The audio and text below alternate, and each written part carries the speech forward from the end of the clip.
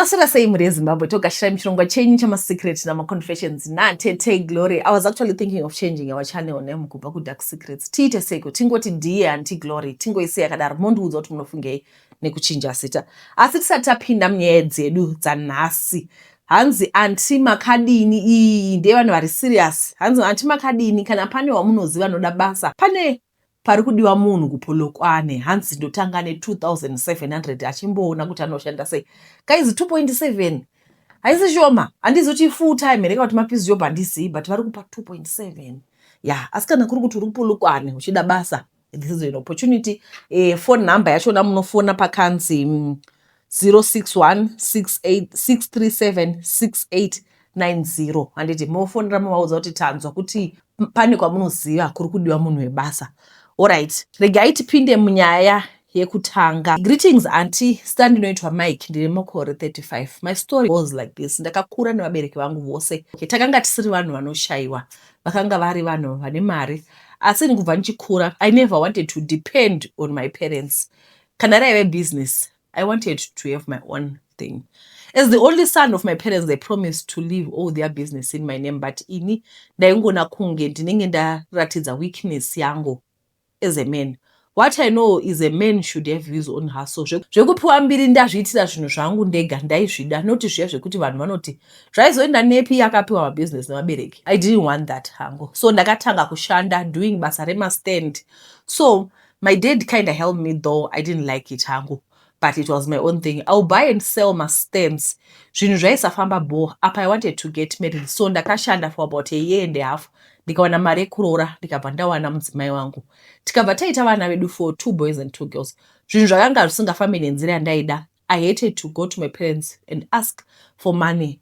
I don't know if it's pride or something. I told myself kuti ndichaita plan chete kuti zvinhu zvifambe zvakanaka. As I was going through my Facebook, I read a story about a man aigara kuMaputo who can help people to have riches in a short space of time. In my life, all I wanted was to become rich. Not only that, but richer than my parents. Zvekuti ndova nechiremerera so kana ndikasvika. I decided to see this man. I went there for myself. Pandakasvika ikoko, ndakabhuka muhotel ndikarara hangu Maputo because I was tired from all the traveling. Ndakazomuka and checked if everything was going well kubasa. I waited till it was night time nekuti it was a ritual that was supposed to be performed. Ndakafonera family yangu to check up on them. Apa I had lied kwavari kuti ndiri kuenda kubusiness trip kuMozambique. Pakasvika nguva yemanheru, I then went there kwaigara murume. Ndakasvika paadress yandanga ndapuwa. To my surprise, it was a very beautiful house. I expected kuti ndinosvika pane chihati, pane scary things sekutaurwa kwazvinoitwa nguva zhinji, but it was different. As I entered the house, ndakashamiswa neinterior deco, makanga makanaka mba imomo. Ndanga ndisati ndambona zvakadaro. Ndakamhoresana nemurume uya and told him zvandanga ndafambira kuti inini ndaida hangu kuva munhu ane mari. Akandiudza kuti all I needed was to perform a moonlight ritual. That's all. I was happy kuti it was going to be easy. I thought kuti I was going to be told to sacrifice my family or something. Zvekuti dai vakataura zvekuti I was to sacrifice my family, ndanga ndisingabvumi. So we went outside. The man only took powder, 5 pins of steel. I was told to kneel down and I did as I was told. Vakabva vandiudza kuti kana ndichida kuva richi zviri normal zvisiri extra zvekuti vanhu vasatanga kubvunza, ndaifanira kubaya ka1 pachest nepin iya. Then kana pabuda ropa, the ritual inobva yapera, then pobva paiswa powder. Vakabva vaita sezvavakataura, vakatanga kutaura. Ameno vaitaura kuti chii nekuti vaishandisa chiputukezi. He told me kuti there was no return, zvekuti if I face any challenges pamberi apo, there was nothing he could do. Ndikabva ndabvuma ndikati zvakanaka. I was ready to face anything coming on my way as long as I had money. Ndakaudzwa kuti tingosvika kumba chete zvinhu zvinenge zvashanduka, but ndaizofanira kumupa something chekutenda kana zvinhu zvangu zvafamba. Ndanga ndine mari yandakatakura just in case pangadiwa anything. So I decided to give him the money so that ndisazoita kunge ndine chikwereti. Ndakadzokera kuhotel and started preparing to go back to Zimbabwe. Mangwanani makuseni ndakatokwira ndikadzokera kumba. Ndakasvika ndikaenda kumba kunoona family yangu. I just felt uneasy nezvandakaita. Ndanga ndakutya kuti maybe something happened to my family. I was happy kuvaona vese varipo pasina kana anorwara. Next day I went kubasa. I must say the man was really powerful nekuti zvinhu zvakatanga kushanduka. I got busy zvekuti ndakashaya time yekugara pasi. Pauya macustomer after customer, masales akakwira zvakandishamisa. Ndichisvika kumba, I told my wife zvanga zvaitika kubasa, and I promised kuti kana zvinhu zvangu zvikafamba zvakanaka ndaizomutengera mota. Days passed, ndanga ndava munhu ane mari, zvaipromisa, and zvandaida ndizvo zvaiitika. At some point ndanga ndakubatsirawo my parents financially. One day ndakatanga kunzwa pain pachest pangu. I sat down, then zvikabva zvapera. I got home, then ndikatanga kunzwa kunge pane chinhu chaindifamba chichienda kunobaya pamwoyo. It was painful zvekuti zvaiita kunge tsono iri kufamba neropa. I told my wife kuti andiendese kuhospital, and when we got there vakabva vaita matest akawanda, and hapana chavakabata. Ndakabva ndanzi ndidzokere kumba zvangu zvava nani nekuti vakandibaya ma-injections for pain. Ndakadzokera kumba ndikatorara zvakanaka. Makuseni ndakamukira kubasa. Palunch time ndakabva ndatanga kurwadzwa zvine chinhu chiya chichifamba, ndobva ndatanga kubayiwa pamwoyo zvakare. Ndakarwadzwa zvekuti ndakatanga kuchema ndikaendeswa kuchipatara, and the same thing happened. Asi hapana chavakaona. By this time hazvina kumira chero pandakapiwa ma-injections. Ndakaendeswa kumba ndichiita kugomera, pasina time zvakabva zvapera. Makuseni I told myself kuti ndichaenda kune vamwe madzibaba tononzwa kuti chii. Pakanga pane vamwe madzibaba vaibatsira zvekuti vakanga vasingaiti zviya zvekubhadharisa, not kuti I didn't have the money to pay or anything, but I once heard kuti vanhu vasingabhadharisi vanhu vaMwari chaivo and vanoona. Ndaitadza kurara kana pain ikatanga, ndaishaya zvekuita. Takaenda nemukadzi wangu, vana vakasara nahelpa. Takasvika kuna madzibaba vaya vakatanga kurira nendimi. Vakangondiudza kuti hapana zvandinokwanisa kubatsira nazvo, chasara kungomirira zuva rako rekufa. Ini I knew what he meant, nekuti ndaiziva zvandakaita kumaputo pandaisaziva kuti I had sacrificed myself pandakaita ritual. Yeah. Ndakafunga kuenda kune vamwe vanhu futi. Madzibaba vakangosvika vakataura the same thing. I then decided kuti ndiende kun'anga, maybe maprofita aya akanga asingaoni. Ndakabva ndaenda ndega nekuti ndakanga ndisingadi kuti mudzimai wangu azive zvandakaita. When I got there, kuna vamwe sekuru vaine mukurumbira vakandiudza kuti the ritual that I performed, there was no way out, zvekuti pakanga pasina zvekuita. Kunze kwekuti if I wanted to sacrifice someone, munhu iyeye obva afa in my place. Kutaura chokwadi, handichazivi zvekuita. I'm not going to sacrifice anyone kuti ndisafa. What if I do that? Zvobva zvatadza kushanda. Apa inini wacho I'm always in pain.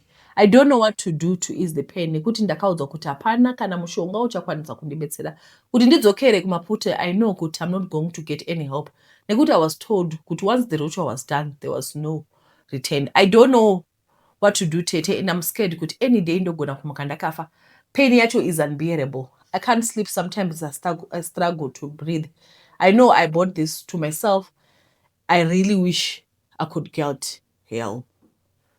Alright, pane pandasiye pavanga vachitaura kuti upfumi vanahwo vaka-accumulate, but ndakaona kuti with the way people think, vanhu vazhinji vanobva vatangototi kana upfumi uripo iri right, zvina ndicheme zvangu ndirimo mujail kuti mumercedes muji wagoni. Aiwa, unenge wadozvisacrifice. And remember guys, we did not create ourselves. Even kune vanhu vaya vanofarira kuzviuraya and all. You must know kuti iwe hauna kuzviunza. You did not create yourself. You did not bring yourself to life. Anditi, saka hauna right yekunozvisacrifice. Ndoziva kuti moti it's my life after all, it's okay. Sivatete hamumbotiudzi zvokuita zvese. Pane vanodouya kuinbox vachiti totangira ipapo tipei chinhu ichi. Ini ndiri kuti you have no right to do that to yourself because you did not create yourself. Alright, regai tipinde nyaya inotevera. Munongosiyiwa macomments enyu handiti makadiva tete. Ndiri mukomana nemakore 27. I grew up kumusha kubva ndiri mwana kusvika paage yandava. Baba vangu vaita zvekurima muriwo vachienda kunotengesa vese namai. So inini I got the chance yekushanda pamine. Ukaita basa rekushanda pamine uchiita zvechikorokoza unosvika time yekuti unowanawo mari, kosvikawo time yekuti hauwani kana senti. Saka every chance I got yekuwana mari imwe ndaipa vabereki, then imwe ndochengeta. So mari iya ndaida kuzoishandisa kutenga mine yangu ndega. Ndiri mudiki kudaro ndaitowa nemabig dreams, so ndakashanda kwegore tunganidza mari kudaro kusvika mari yekuti nditenge mine yakwana. I bought my own mine, but that time I was 26. That is last year. Mine iyi yakatanga ichiita zvakanaka. Vabereki vangu vakutogarawo muimba unyuwana ndakavavakira, ndikavatengerawo mota. Ndakashanda nesimba pasina kuti I used mushonga or anything, but I guess Mwari vanga vandiitirawo nyasha. Pakati padarika mwedzi yakati wandei zvinhu zvakatanga kuchinja. Things were low. I had to make a plan because all people were looking up to me. So I went to one of the sengoma yaiva nemukurumbira. When I got there, I was told zvese zvaidiwa kuita kuti maini yangu ifambe zvakanaka. Saka sekuru vaya vakandiudza kuti I had to sacrifice someone kuti zvandiri kuda zviitike. Ini hangu I had 4 siblings, but hapana wandaida kusacrifice. So I had mwana watete vangu wandaifarira ndichamuti Clive. Taive tisingasiyane, we do everything together. Handi sekuru vanga vati for the ritual to work I have to sacrifice munhu wandinoda. Saka I thought of him. Ini zvandaifunga ndezvemaini yangu chete. Zvekuti Clive nenditaiwirira handinambozvifunga okuti kana akafa chii chaitika. Sekuru vaya told me to write zita rake pabepa. Ndikabva ndaita sekudaro. Vakaita zvavakaita vakandiudza kuti zvakanga zvatoita mangwana achisvika Clive anofa. Handina kumbonzwa kurwadzwa panguva yacho iyoyo. Hamene ndakanga ndagara nedhimoni here kana kuti chii. I got back home ndikarara. Mangwana makuseni ndakaenda kubasa. Ende vakomana vanondishandira vakauya kwandiri vachifara kuti vanga vabata bhandi regold pavanga vachishanda. And we had made money. I knew kuti sekuru vaya ndivo vainge vaita kuti zviitike. Pasina time ndakabva ndanzwa kuti Clive angodona akabva afa. Ndakabva ndamhanya kuenda kumba kwavo kumusha. Ini ndanga ndida kutogara kuHarare kubva pandakaita maini. When I got there, ndopandakaona kuti ndanga ndaita zvinhu zvakaipisa. Nekuti machemero aiita vanhu airwadza. I started feeling guilty, but there was nothing I could do. Zvanga zvatoitika. Mangwana acho ndiro raiva dei raivigwa pakaitwa service and body viewing. Ini ndaisada kuita body viewing, but dai ndakarega people would get suspicious nekuti they knew kuti taiwirirana. Ndakati ndichimuona sopo ndopandakaona kuti ndainge ndabhaisa. Funeral yakati yapera ndakadzokera kuHarare. Zvinhu zvangu zvaiindika zvekuti but ndaiti ndikarara so ndinorota Clive achitaura mashoko achingoti ingawane taiwirirana. Asi shuwa ungandidaro pese pandinovhara maso ndo mashoko andinonzwa zuva nezuva. Kutaura chokwadi handisisina peace mumamangu. Ndinonzwa kutya chero kuroora I don't think ndozviita izvezvi nekuti pfungwa dzangu hadzina kugadzikana zvachose. I don't know what to do and I also regret what I did. Dai ndaikwanisa kudzokera kumashure zvinhu zvisingafambi. Ndaikwanisa kutsvaka hangu basa ndowana mari ndosiyana nemaini yacho but ndakaita zviri ivhu. Ndakadzokera kuna sekuru ndichida kubatsirwa nenyaya dzehope. He told me hapana zvavanokwanisa kuita, you just have to face him every day kuhope. Vatete zita rangu ndinonzi Brian uye tisu vaya vainge vasina hanya nechikoro. Kwete nekuti taiva matofo kwete ba. Asi zvekutofurirana tichiti chikoro hachina kana basa. Ndakazoona dambudziko racho leta muupenyu. Tongoswera tigere pamabridge tichiita mafemale board inspector. Vamwe vana vevamwe vachiita zvisvinu. Vatete ndakazoona kuti ndakasara. Vana vevamwe pavainge vomonya motikari dzavo. Ini nemamwe marombe matsvuku kuswera tichimwa doro. Ndipo patakaona kuti takatambisa nguva kunozama kutsvaka basa. Unotsvaka basa kukambani yaniwo sina mapepa akakwana efundo. Nenhau yekushaya zvekuita tainge toswera tiri mabhawa tichiona bhora rekune dzimwe nyika. Maziro andaita maplayers ka ungatofunga kuti ndaiva club manager chaiko. Ndiwo mazuva akapinda betting. Tainge tawana zvimwe zvekuswera uchiita zvakare. Asi nekufamba kwenguva ndakazoona kuti zvebetting zvacho zvaive zvisingandipi mari kana nepadiki pose. Asi chero hazvo inini ndaitambudzika. Paiva neumwe murume ainzi Oswald. Vatete aiti akabheta aisabva asina chaakabata. Pakatanga kutaurika nerunyerekupero kuti Oswald ainge ane tutsotso twainge akabata, asi ndakaona sekuti vanhu vainge vane godo naye. Akamuona achibata ndiani, oti vanhu vaida kutaura kwavanenge vasina kuswera. Ndakazvidza chinhu chimwe chete, ndaizoshamwaridzana naOswald ndoziva nekufamba kwenguva ndaizokwanisa kubvunza kuti secret yake yainge iri pai. Semunhu mukuru handaigona kungosvika nchiti nyaya yangu bvu pamhene. Ndakatanga ndichibvunza mufaro, ndichipinda mbichana kana kune mukomana kudzimara tava kuwirirana. Ndakakumbira kuti vandidzidzise kuti ndinohwinawo sei. Oswald akamboita chinguva achiratidza kuti ari kufunga zvakanyanya, asi akangoti zvinhu zvacho zvinoda kushinga. Akabva aoneka akaenda kumba. Apa ainge asiya akandirembedza. Chii chaida kushinga? Betting here? Ko yaingoda kushinga sei? Iye munhu yaimupa mari kudai. Vatete Oswald akandisiya ndiri yenye kudaro. 3 days ndisingamuoni. Ndakaenda mumba kwake zvikanzi ainge asipo afamba, asi muzuva ramangwana aizodzoka. Ndakamirira sekuti ndainge ndazviudza mupfungwa dzangu kuti ndaizosoma Oswald kusvika andiudza secret yake yekuwina. Oswald akadzoka vatete, akaona kuti handisi kudzokera shure nenhau yekumutsoma. Oswald akaona kuti hakuna kwandiri kuenda. Kudzamara andiudza kuti kune kwainge aenda akanopiwa mushonga weLucky. Asi kana aizondiratidza ndaisafanira kuwana umwe wandinoudza, nokuti kana taizowa ndava nemushonga weLucky hapana chaizofamba. Oswald akanditi aizoenda neni kwainge agadzirirwa zvinhu zvake. Hamuchionaka ndakafara chose, ndikati kutira kunobhadhara. Takaenda kun'anga kuya, ndakasvika yakagara pamumvuri. Tichisvika yakaziva Oswald. Oswald ndiye akazoti, sekuru, ndakuvigira umwe muzukuru ari kuda kuti mumugadzirirewo zvinhu zvake zvifambe. Hamuchionaka? Sekuru vakapindura vakati hakuna vazukuru vaviri vanoitirwa Lucky rimwe chete. Akanditi ndipinde musango ndinotsvaka panoungana maspider emusango aya, ndinouya nespider yacho pamwe chete nedandemutande racho. Ndakatenderera ndikazoriwana ndaneta, ndikafara chose kuti ndaizonzi chibaba kubetting, ndaizoremera vanhu. Sekuru vakandigadzirira zvinhu zvangu, asi vakati ndaizoita mari, asi ndaizofanira kugarisana nemaspider pamwe nedandemutande murunyararo. Zvairevei? Kugarisana murunyararo ndiwo waiva mushonga weLucky. Ndakadzoka naOswald ndichingomutenda nzira yese. Takadzoka kumba. Friday iyoyo ndakaenda kubetting ndikawina $200, zvichireva kuti mari yose yandainge ndashandisa kuna sekuru yainge yadzoka. Handina kumira vatete, mari ndaizowana pazuva dzakatanga kuwanda zuva nezuva. Ndainge ndotozikanwa kuti ndikabheja handidzoki ndakabata maoko. From kuwina mari dzebetting vatete, ndaiti ndikapinda chero mumutambo upi ndaiwina, chero motikari ndakazotenga hangu imba yangu. Zvainakidza kudya mari yausina kumbobudira siya. Vatete, ndatenga imba yangu. Vanhu vaindiseka kuti ndaiva rombe vainge vava kuzonyarara manje. Tisu tainzi marombe pamabridge. Kubva zvandaziva mukoma Oswald, upenyu hwangu wainge wasandoka. Imba yandainge ndogara yenge yava yangu. Ndakatanga kuita madandemutande akawanda. Aiti akaita dandemutande aibva asara nespider yacho.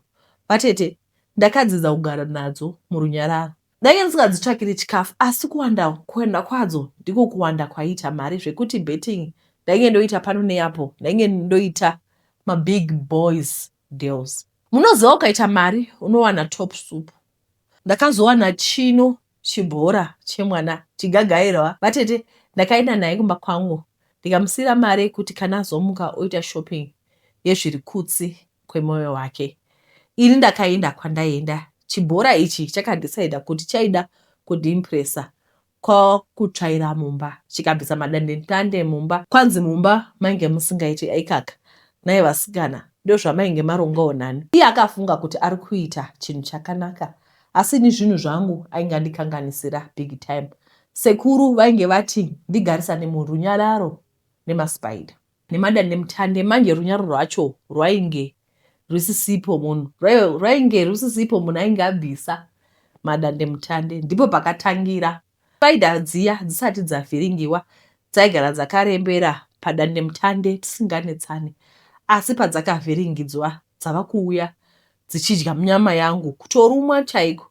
Ini ndaifunga dzafa mushure mekucleanwa nechibhora changu, asi dzinodzoka dzichindiruma zvekuti muviri wangu kubva pahuro zvichidzika ndinoita senge ndine rashi yakaipisisa. Vatete, ndakadzokera kwasekuru vakanditi ndakakuudza wani kuti garisana nadzo murunyararo. Zvino iwe zvawakarega girlfriend yako ichidzigofa unodawo ndidini? Sekuru vakati havana help yavaizondipa, ndainge ndazviparira ndoga. Vatete, ndikakuudzai kuti everyday maspider anowana zvekuita neni. Everyday anondiruma zvinorwadza, and it seems nadzo spider dzacho hadzina poison. Dai dzinadzo ndakafa kare. Ndinoshuvira hangu kuti dai dzine poison, nekuti nhamo yandiri kusangana nadzo handina kana zera nayo.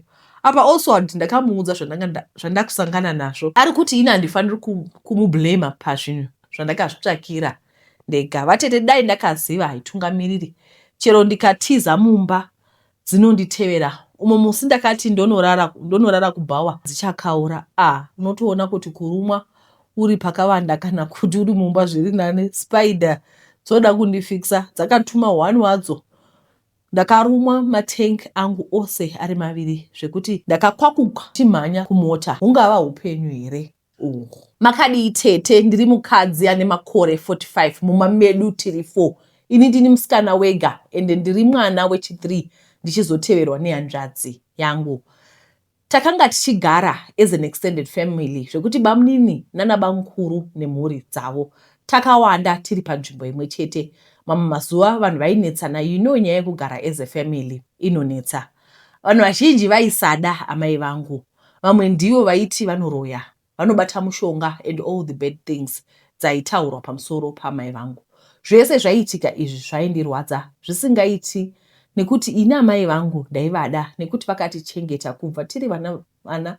Saka zvekuti muroyi zvaizobva nekupi, neniwo ndaitotadza kuzviziva. Takagara pamba pedu paya, vanhu vaingotaura zvavanoda pamusoro pamai vangu, asi vakanga vava used to it zvekuti vakanga vasina basa nazvo.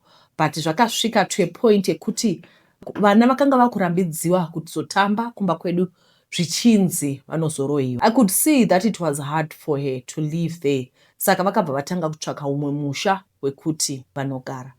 Saka mai vangu vakanga vane shamwari yavo, ndichamuti Chipo, yaigara kune imwe nzvimbo kudhuze nekumba kwedu. Saka akabva audza mama kuti vauye kuzogara navo. Amai vakaudza baba nezvenyaya iyi yekuti she wanted to move kuenda kumba kweshamwari yavo. Baba vakaramba vachiti vanoda kugara pedyo nehama dzavo. Isu nemasibling angu takaenda. Amai vakabva vachekerwa a piece of land neshamwari yavo. Shamwari yaamai yakanga isina mwana. So ndaingovadaidza kuti mama. Saka Chipo uya akanga ari munhu ane mwoyo wakanaka. Aita akabika chikafu tose taipiwa. Saka vakanga vane mutemo wekuti hapana munhu anofanira kupinda mudura mavo. Enda mai vangu vakatsinidzira nyaya iyi. Taive vana vaiteerera hedu. Saka pasina kupera nguva amai vakabva wana basa kudhorobha vakatisiya naChipo. Hatina musi watakarara nenzara, handidi kunyepa.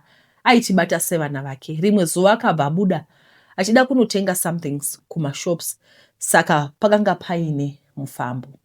Takati tagara tikatanga kubvunzana kuti asi mudura umo mungava munei. Saka hanzvadzi yangu yekutanga aiva munhu ane chivindi. Akabva asimuka akavhura mudura muya wanenge mune zinyoka. Akaskrima akabva amhanya kuenda kunotora mvura yakanga iri pamoto.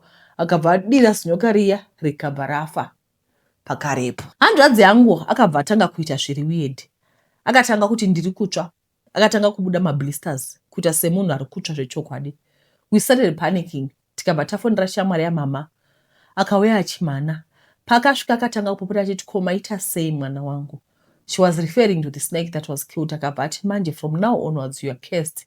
Pamuri mese. Hapana achadarika 40 years. Munofa chete. We were all scared. Apa hanzvadzi yangu is in pain. Mama vakazouya vakasvika vachiita kupupa nehasha. Vakanga vafonerwa neshamwari yavo. She wasn't worried about mwana wavo who was in pain. Vakatanga kupopota nekusaidi nekuti takanga tisina kuteerera.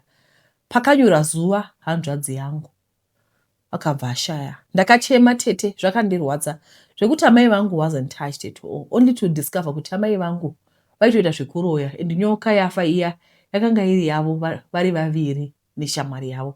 I was shocked. Saka all the rumors dzaibuda kumusha kwedu were true. Ndakarwadziwa tete. Ndikati hanzvadzi yangu ichiviga, ndikabva ndatowana basa, ndikabva pamba paya, and I told myself kuti I was not going to come back ever again. Asaka mbonengwa kwedu akati achitena 40, pasina kupera mazuva akabva ashaya. Case iya yakanga iri yeshuwa.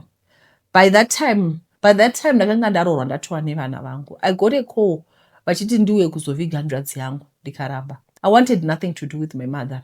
Even vana vangu havaindiko. And church yandanga ndakupinda taught me kuti vakafa havana chavanoziva. So kufa kwakaita hanzvadzi yangu kwakandirwadza zvekuti asi I didn't want to go kumba kuna mai vangu. Ndakavaregerera kare. But I just wanted to keep my distance. Ndakazotora hanzvadzi yangu kuti agare neni. Ini ndakadarika 40 years dziya dzakanga dzataura kuti handidarike. Pastor vakanga vandiudza kuti hapana zvaizoitika nekuti we prayed. and fasted about the issue. Right now my younger brother is turning 41. Inini I'm 45. Izvi zvinoratidza simba raMwari. Tinongotenda zuva nezuva. We are really grateful. Though it's too late, maybe dai ndakasevha dzimwe hanzvadzi dzangu, dai vari papenyu, ndo nyaya yandinayo muzuva ranhasi. Toshamisika kakuti unenge uchigwira mai vako uchiti aiwa mai vangu havasi muroyi zvobodo, vanodoroya. Zvino tinofadza kuti tinge tichinzwawo ukuru hwaMwari. I think muzuva ranhasi tazvinzwira. I don't know my wifi iri kuramba connecta because pane nyaya dziri kuTikTok, but ndiri kutadza kudzivhura idzi dzandandichiverenga dzadziri pa WhatsApp pangu. Alright. I think for now for nasaba 37 minutes. Alright. Regai tugumire panapa because the internet yangu amine zvairi kuita. Then ndichadzoka zvakare neepisode inotevera yaSisi Raven. Guys, ndokurudzirai vazhinji venyu munobva matoinda zvamuchosa. Ndokurudzirai kuti mudzoke musonzwa nyaya dzaSisi Raven. One thing about her, I like the way she tells her story.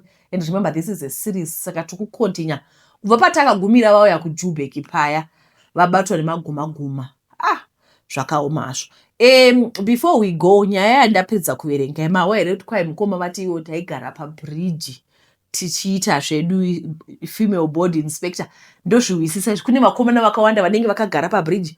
Woti uchidarika uchienda kumashopu vati iwe sepsi. Zvichiri kuitwa here? Wotokudana iwo bva waignore bva tanga kutuka chiita body shaming. It's very common mulife medu. Ndozviwisisa izvozvo. Mumana medu zvinhu zviri common. Vana vanogara pabridge hatinambobvira tazvifarira zvinhu zvakadaro. Anditi inoziva kuti ikonomi yedu inoita kuti zvinhu zviome, asi ngatirege kuti vana vedu vagare pabridge. Vakomana vanogara vanofamba vachituka vasikana. Anyway guys, ndinokutenda nerudo rwamuri kutiratidza, the feedback that you are getting from nyaya yaSharon yaSherry akauya achitaura nyaya yeheart failure yake nekidney failure. Thank you guys for the love that you are showing. Pane vanhu 2 vakatumira mari, vamwe vakatumira 200, vamwe vakatumira 100. Anditi thank you very much. Mari dzose idzodzo ndakaidziendesa kuna Sherry. Pana vamwe futi vari kuZimbabwe vakati vanoda kuzoramba vachibatsirawo kuti agone kubhadhara mabills ake. Thank you guys for all the love. Tichaunza nyaya ifuyewo sekuTikTok because ndakaona the video was too long. Saka TikTok yakabva yairamba ikati yaexceeda limit. Saka ndomwe machallenges atenge tinawo kuTikTok, but ndichaita mahafu ndomba ndaisa kuTikTok. Tokutendai guys nokuna chironga. Musaregedza kuuya muchiona part 3 yenyaya yaSisi Raven. Muchingobuda ipo panapo pamatouya. Ndatenda. Bye bye.